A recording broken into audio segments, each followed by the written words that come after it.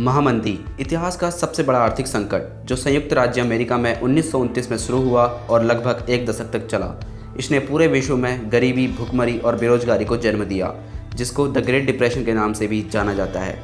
तो आज की इस वीडियो में मैं आपको बताऊंगा कि कैसे अमेरिका में महामंदी की शुरुआत हुई और इसका विश्व पर क्या प्रभाव पड़ा और कैसे इस महामंदी का अंत हुआ।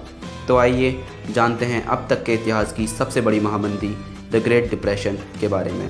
साल 1920 जब अमेरिका की अर्थव्यवस्था बढ़ रही थी, क्योंकि उस समय अमेरिका के इंडस्ट्रियल एरियाज़ ग्रो कर रहे थे, जिसकी वजह से कंपनियों के शेयर प्राइस बढ़ने लगे।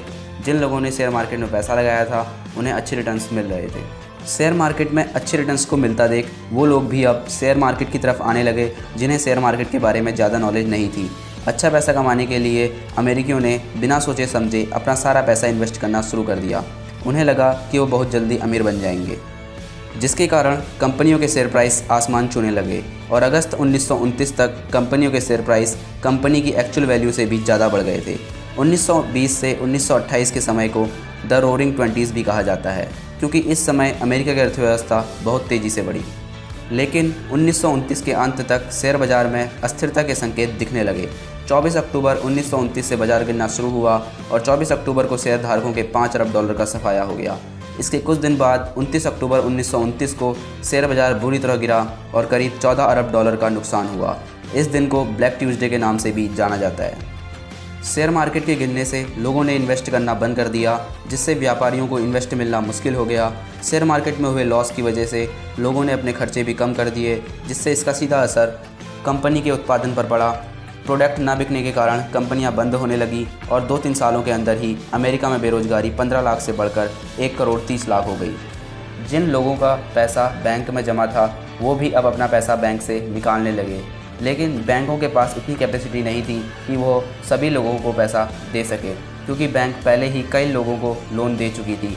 जॉब्स चले जाने की वजह से जिन लोगों को बैंक ने लोन दिया था वो लोन नहीं चुका पा रहे थे, जिसके कारण बैंक फेल होने लगे।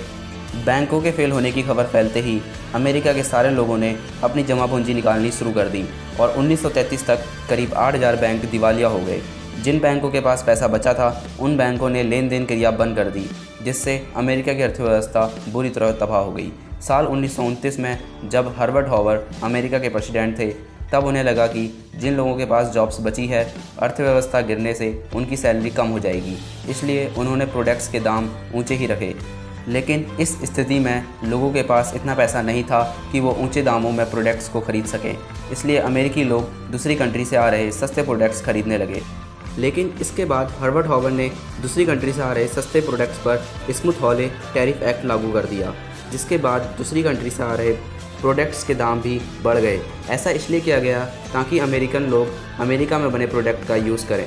लेकिन हर्बर्ट हॉवर का ये फैसला भी गलत साबित हुआ, जिसके कारण अमेरिका का इंपोर्ट $7 बिलियन से $2.5 बिलियन तक पहुंच गया और अर्थव्यवस्था पूरी तरह से गिर गई।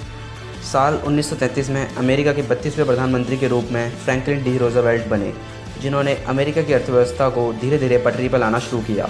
उन्होंने न्यू डील नामक कार्य योजना की घोषणा की, जिसमें कि FDIC federal deposit insurance corporation. इस योजना में सरकार ने लोगों को भरोसा दिलाया कि जो पैसा लोगों ने बैंक में जमा किया है, अगर बैंक फेल भी हो जाते हैं तो खुद सरकार उनको पैसा देगी। इसके साथ ही कई लोगों को वापस नौकरियों पर रखा।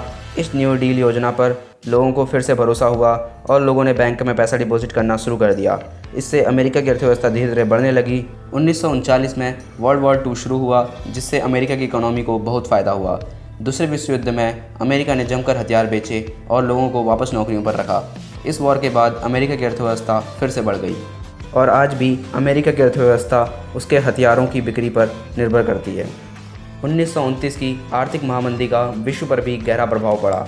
ऑस्ट्रेलिया की अर्थव्यवस्था कृषि और औद्योगिक उत्पादों के निर्यात पर निर्भर थी, इसलिए ऑस्ट्रेलिया को सबसे अधिक असर पड़ा। कनाडा का औद्योगिक उत्पादन 58% कम हो गया। 1929 से 1932 तक वैश्विक औद्योगिक उत्पादन की दर में भी 45% तक गिरावट आई। इस प्रकार अमेरिका से शुरू हुई आर्थिक मंदी ने पूरे विश्व को प्रभावित किया और इस तरह 1929 से 1939 तक द ग्रेट डिप्रेशन रहा। अगर आपको ये वीडियो पसंद आया तो इसे लाइक करना ना भूलें। इस तरह की इंटरेस्टिंग वीडियो देखने के लिए चैनल को सब्सक्राइब करें।